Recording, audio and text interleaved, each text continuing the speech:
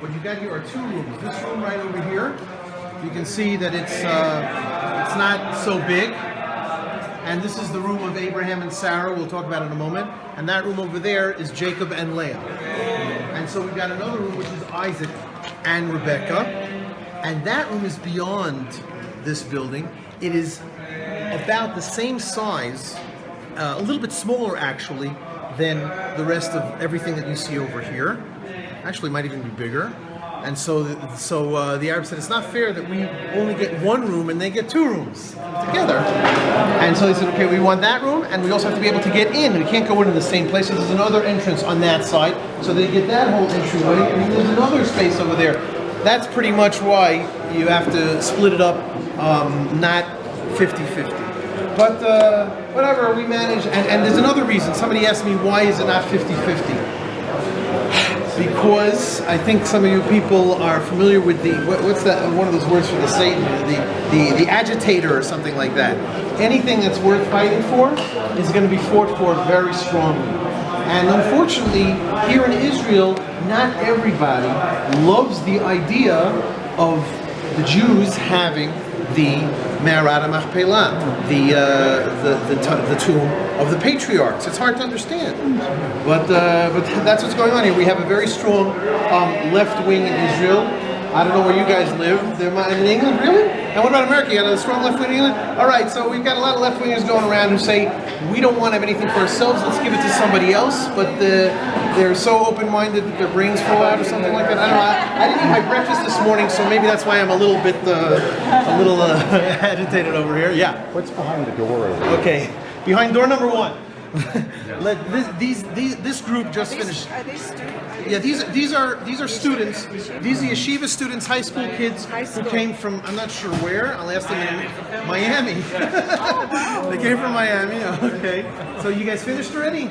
So let's move a little bit in so everybody can see the beautiful Aron Kodesh.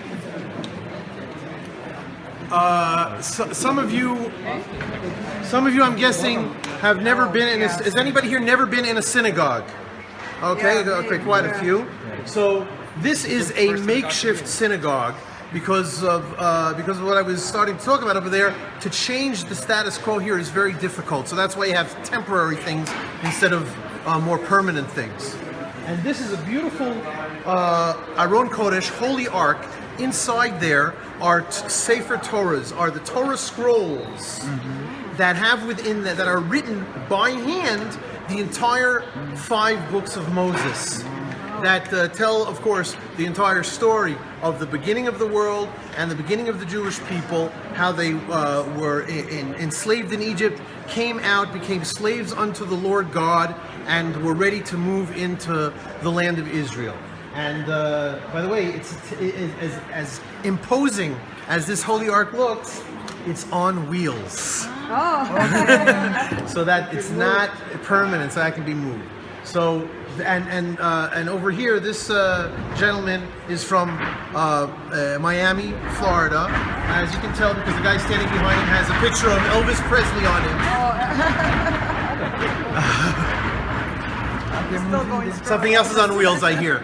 And these gentlemen have just finished. These ladies and gentlemen, the ladies are on the other side of the modesty trellis. They've just finished praying the morning service. Jews pray 3 times a day. In the morning for about 45 minutes, then in the afternoon for about 15 minutes, and then in the evening for about 15 minutes. And that, of course, is not counting other prayers that they say during the day. Like if they have to eat something, they pray. They have to go to the bathroom, they pray. They want to go on a tour, they pray.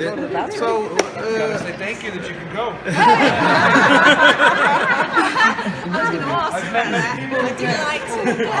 It's true. It sounds funny, but it's definitely true. I saw some of the ladies praying that prayer when they were waiting outside. So it's a little bit of a shame that we cannot pray in the largest area, but rather in between Abraham and Sarah and Jacob and Leah's tombs. But afterwards, as you can see, people are still praying. I'm sorry. So afterwards, I will now, since our time is short, give you the opportunity to take pictures of whatever you want and go into either the tomb, the area overlooking. They're very deep down in the ground, very deep. This whole structure was built by Herod Horus. Has anybody ever been to the Western Wall here? Okay, good. I like to ask questions that people can say yes to.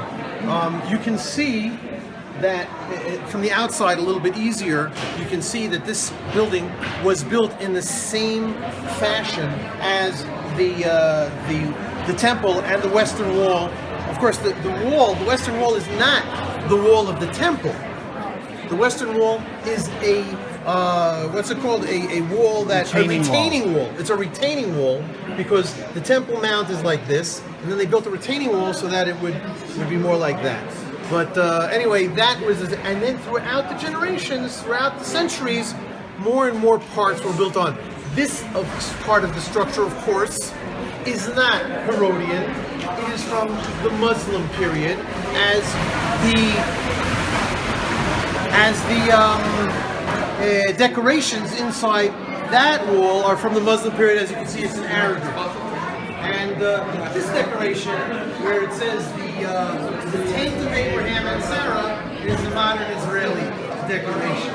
So they're very deep down inside, and nobody has managed to get that deep. There are some stories of archaeologists and tour guides who live to this day in Hebron, who made a little ruckus so that the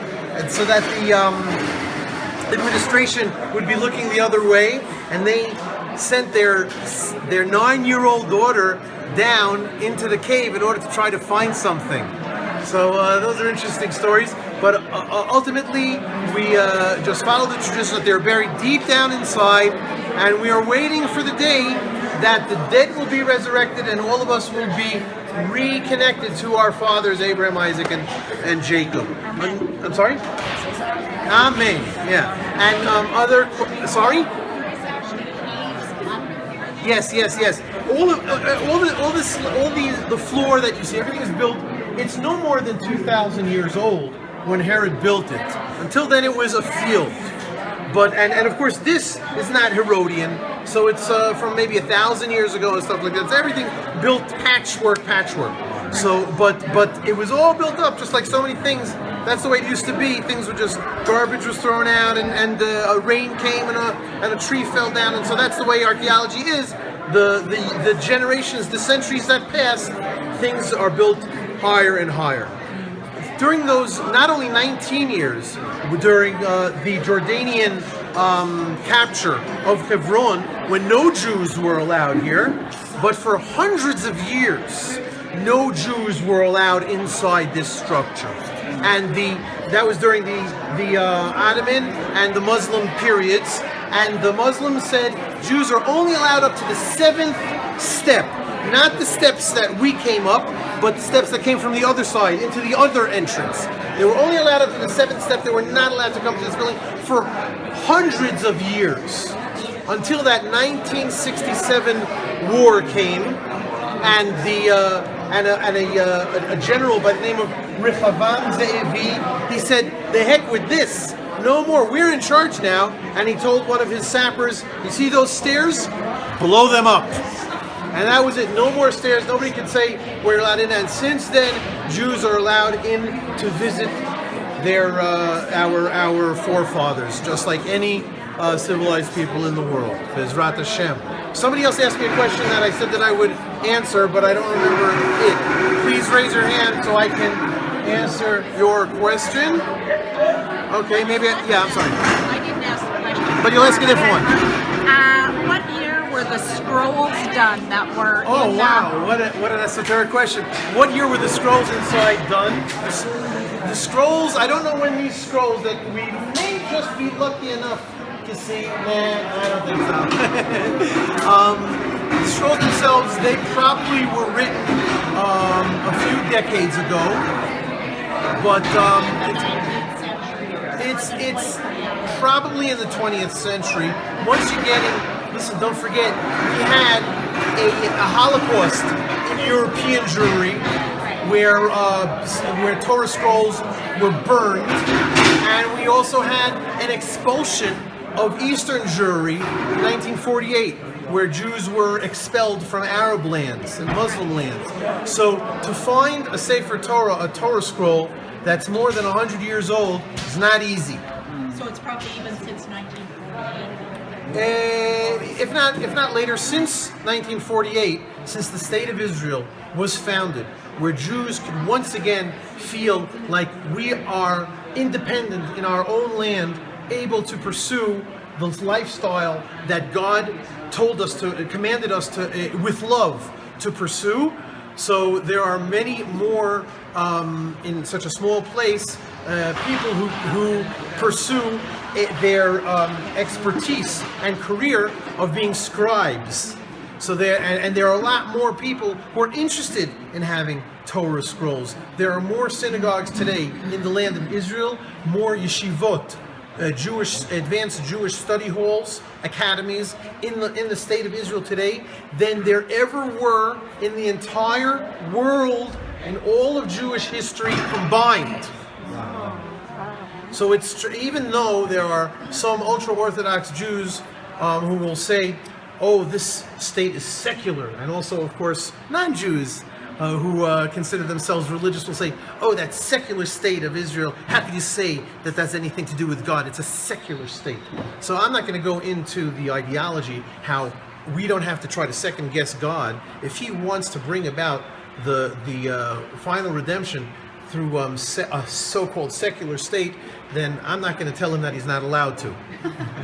But what is for sure is that it isn't a secular state, because as I said, there is more Torah study, there is more synagogues in Israel today than there ever were ever. It's just tremendous and incredible. I said now I live in a small community with only 70 families. I moved there about 3 years ago from Ma'ale Adumim, one of the largest cities in the West Bank, in Judea and Samaria. We've got about 40,000 residents there. And it's not a religious city, but we had over 50 synagogues there. So if you say that a family is about 4 or 5 people, so that means for every 200 families you've got a synagogue. If you would have that many churches in America, you would have about how many? About 100 million churches or something. So we're doing okay, I think. And I don't remember what brought me on this. Remind me over here. What were we talking about? So that's why the chances are that those scrolls are of a relatively late vintage. I will, however, say that the actual writing was done in the last generation, but the words that are written down are the exact same words that were given to Moses on Mount Sinai over 4,000 years ago. It is a person-to-person tradition that I don't know if there's anything comparable in the entire history of the world. And that is something that gives me great, I wouldn't say great pride to be part of this holy nation. And I think also you people who have decided to become Christians, who really are a branch of the root which is Judaism, that says we are connected to the God of Israel, and that is what you're talking about. That's that humorous story that I talked about before. Not only because you, if somebody here is a believer in evolution, and I apologize, but not only because you believe in the creation of the world, but because you have connected yourselves to the God of Israel through the people of Israel. And not only because of your tradition, but because you understand that is what your religion started from. Yes. Everybody knows that the New Testament is a story about the Jewish community in the land of Israel 2,000 years ago. It's a small part of the story, but it's a pretty important story. and so therefore you can, as they say, you can really feel grafted in to this tremendous. I know that Christians don't like using the word pride, but I'm not proud of myself. I'm proud that I'm able to be connected to it, and that is what we're honored. You're honored to be over here, and not many people at all, but not many Christians merit to stand in the place that you are standing now. It is holy ground. It is the connection to the very beginnings of the Judeo-Christian tradition, and it's been my pleasure to talk to you about Hebron, a little bit about Judaism, a little bit about the land of Israel, and if you have any other questions, I'm happy to answer them, but I see that Rachel is giving me those. I think we're up to 3,900 years in my 40 minutes. Do they still actually write out scrolls though? Oh yeah. Like they don't just put it in Bibles or books, any like. The reason, no, of course we have printed books just Right, like right. Christians, but the scrolls themselves are of tremendous ritual value. Right. We read them. We're only allowed to read the Torah from the scroll that is written according by hand with a quill on specially prepared leather. Parchment that it was from an animal that was whatchamacallit, slaughtered in a special way. It's got a lot of laws that are taken. So they still do that. Oh yeah. Like I said, there are still many scribes, ritual scribes that they're making a pretty good living doing it as well. So do they do that in Israel or in? You can do it anywhere in the world, but most of the scribes today are in Israel. To get a, if you want to get a real snazzy scroll of the Torah, then you're going to want to take it from the source. Right, yeah. Yeah.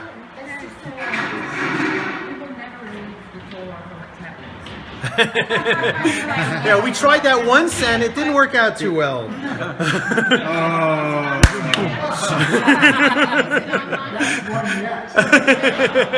Yeah. Give me the resource closing line. Okay, so once again, thank you for joining me on this micro tour of Hebron and the cave of the Patriarchs. This is Gidon Ariel of root-source.com. I'll give anybody a card or even a whole piece of paper if you want, and see you later on Root Source.